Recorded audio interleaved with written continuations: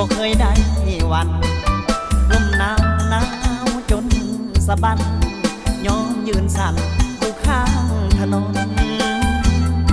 หน้าที่ตำรวจเป็นสายปวดตากแดดตากฝนเพื่อระเบียบพี่น้องมวลชนสายถนนให้ถือกฎจราจรอุบัติเหตุเกิดได้ทุกเวลาบางคนก็เจตนาต่อว่าจราจรหลายแนวว้าใส่ก็ต้องทำใจบ่ได้หยุดย่อนขอโทษเถิดนะงามงอนให้อดหลับนอนเพื่อทุกคนตำรวจบางคนแต่งงานบ่ดนต้องไปประจำการ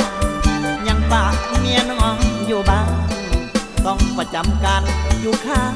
ถนนชีวิตตำรวจต้องเข้มงวดเพื่อทุกคนเพื่อความปลอดภัยหน้ามนจะสู้จะทนเพื่อชาติเพื่อนาจะหนาวหรือร้อนหนุ่มจราจรอย่างเขาภูมิใจชนบทหรือถิ่นแดนใดเพื่อความปลอดภัยต้องทำให้ดีจะเว้นหรือคืนก็ต้องยืนทำตามหน้าที่เพื่อพื้นดินลาวเฮานี่ปลอดภัยสุขีไอ้นี้ภูมิใจ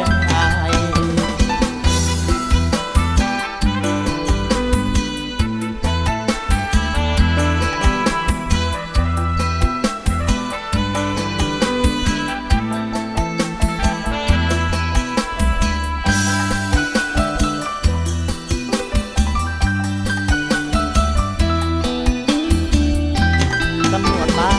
คนแต่งงานบ่ดนต้องไปประจำการ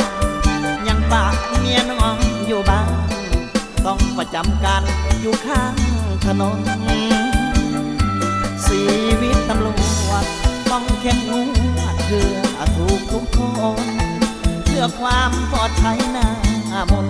จะสู้จะทนเพื่อชาติเพื่อนา